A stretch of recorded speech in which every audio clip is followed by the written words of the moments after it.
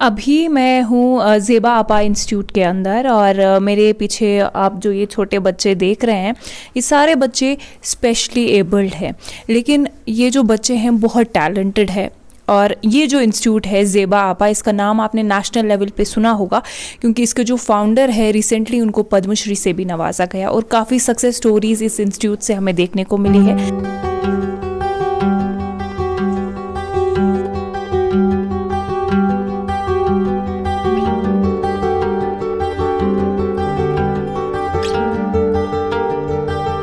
Recently यहाँ की एक स्टूडेंट थी ज़किया, वो यहाँ से इस इंस्टीट्यूट में से पढ़ाई की उन्होंने।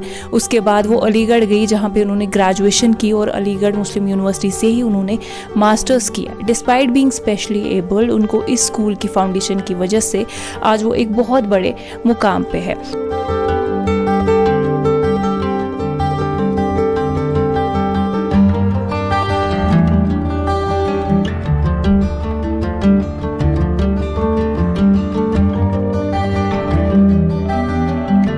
स्कूल में जो बच्चे पढ़ते हैं इनके कई सारे इश्यूज़ होते हैं, चाहे बिहेवियर को लेके हो, स्पीच को लेके हो, लेकिन इनमें मतलब एक ऐसे लेवल की इम्प्रूवमेंट देखने को मिलती है कि शायद इनके घर वाले भी एट टाइम्स शॉक में होते हैं। तो एक ऐसा ही बच्चा हमारे साथ है। आपका नाम क्या है? What's your name? Imadun talk. Shabash. What's your father's name? Ayul said talk. What's your mother's name? Shubi. Shabash. Shabash. In which class do you study? Mild. Shabash. Where do you live? Eidgah Bijwar. Shabash. In which school do you study? Zepapa Institute. शाबाश। ये जो बच्चा है, अगर हम बात करें इनको क्या इशू था इनका? जब ये पहले यहाँ पे आया था इसको बिहेवियर इशू था, ये एक जगह नहीं टिक पाता था, ना ये क्लास में बैठता ना ही कहीं और पे।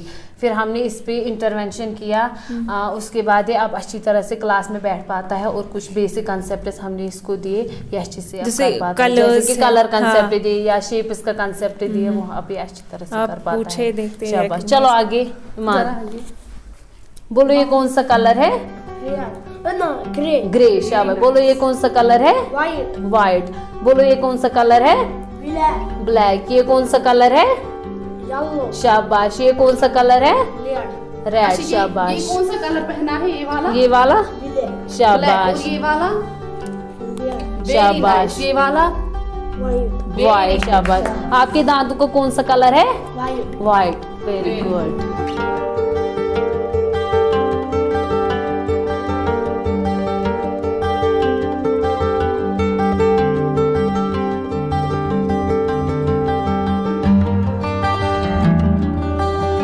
इन यंग माइंड्स को किस तरह से ट्रेन किया जाता है। हमारे साथ एक टीचर यहाँ पे है जिनका नाम यासिर है। थैंक यू यासिर हमें टाइम देने के लिए। तो मुझे बताइए कि आप चूँकि ये सारे जो बच्चे हैं स्पेशली एबल्ड है और इनमें हेयरिंग और स्पीच का इशू है, तो किस तरह से डील करते हैं इनके साथ एंड कितना चैलेंजिंग है ये? जैसे बच्चे हैं कि इनका जो कॉग्निशन है वो सही रहता है और कोई बच्चा ऐसा भी है जिसको लर्निंग डिसेबिलिटीज़ होती है, तो ज़्यादातर जो ये हेयरिंग इम्पेयर्ड बच्चे हैं उनका कॉग्निशन सही रहता है, तो उस वजह से हमको उतनी डिफ़िकल्टीज़ नहीं आती है इनको पढ़ाने में। हाँ, कोई बच्चा ऐसा हो जिसको लर्निंग डिसेबिलिटीज़ हो या डिसलेक्सिया डिस्कैल्कुलिया हो, तो उसके साथ थोड़ी बहुत चैलेंजेस रहता है उसको पढ़ाना। टंग कच्ची टंग शब चिन हाउ हैंड्स कच्ची शब थम कच्ची थम बेली कच्ची बेली बेली शबनी कच्ची फुट शाबाश। ज़ेबा आपा इंस्टीट्यूट में जैसा कि आपने देखा अभी स्पीच थेरेपी वाले हमने बच्चे देखे किस तरह से उनको इम्प्रोवाइज़ कराया जाता है। सेम अभी कुछ और बच्चे हमारे साथ हैं जिनको फिजियो की नीड होती है, फिजियोथेरेपीज़, और फिर उसके साथ साथ इनको पढ़ाई वगैरह भी यहाँ पे कराई जाती है। हमारे साथ डॉक्टर शाहिद मौजूद है। डॉक्टर शाहिद, मुझे बताइए कि ये जो बच्चे यहाँ पे है ज़ेबा इंस्टीट्यूट में, इनको फिजियोथेरेपी के लिए यहाँ लाया जाता है, साथ ही साथ पढ़ाई की जाती है, तो क्या लगता है किसी तरह का इम्प्रूवमेंट इनमें देखने को मिलता है? जी, अस्सलाम वालेकुम। मैं डॉक्टर शाहिद सुल्तान पिछले 2 साल के करीब इस इंस्टीट्यूट से जुड़ा हूँ और जैसा कि हम देख रहे हैं ये जो बच्चे आपके सामने हैं ये सेरेब्रल पाल्सी के बच्चे हैं, प्लस कुछ मेंटली रिटार्डेड बच्चे हैं, इंटेलेक्चुअल डिसेबिलिटी भी बोलते हैं इनको। तो जहाँ तक हम इनको देख पा रहे हैं पिछले 2 साल से, जहाँ से हम देख रहे हैं, कुछ 4 बच्चे 5 बच्चे हमारे ऐसे हैं जो नियरली अबाउट रेडी है वॉक के लिए, और उनका जो इम्प्रूवमेंट स्केल है, जो उनकी रिकवरी स्केल है, वो बहुत ही अच्छी हो रही है फ्रॉम लास्ट 1.5 ईयर्स, 1.5 साल से करीब।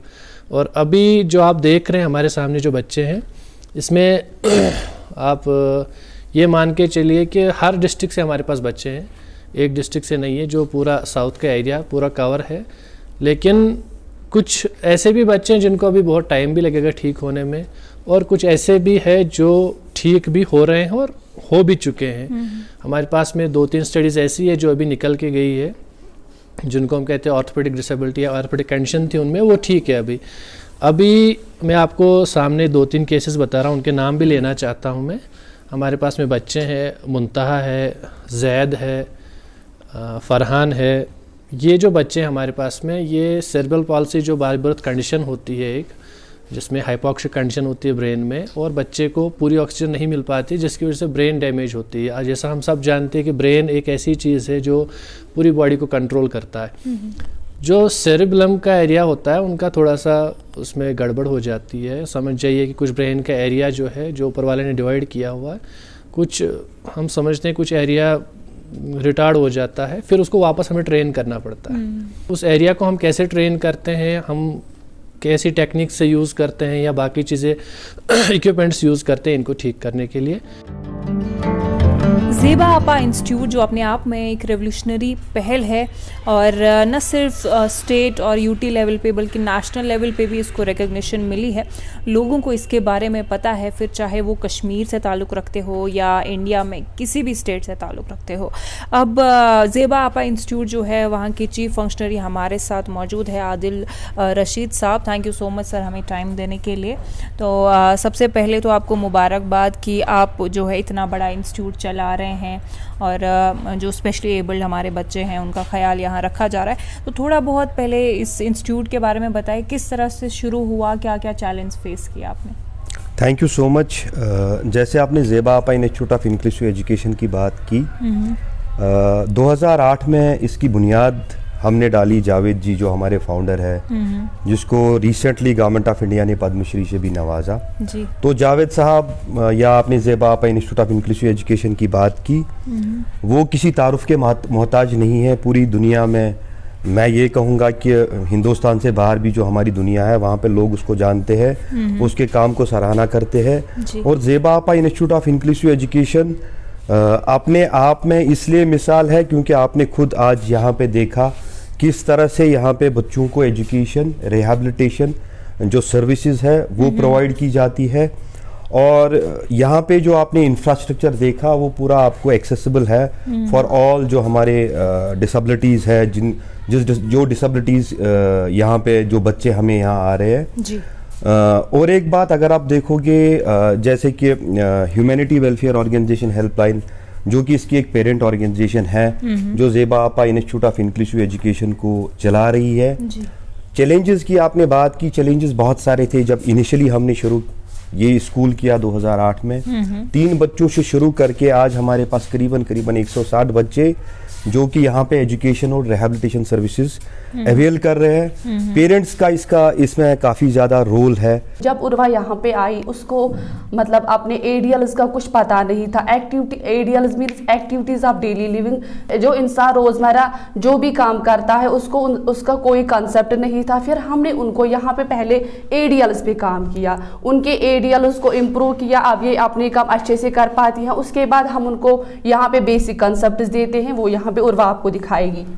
What's your name? Urdu Ibn Bhat. What's your father's name? Muhammad Ibn Bhat. What's your mother's name?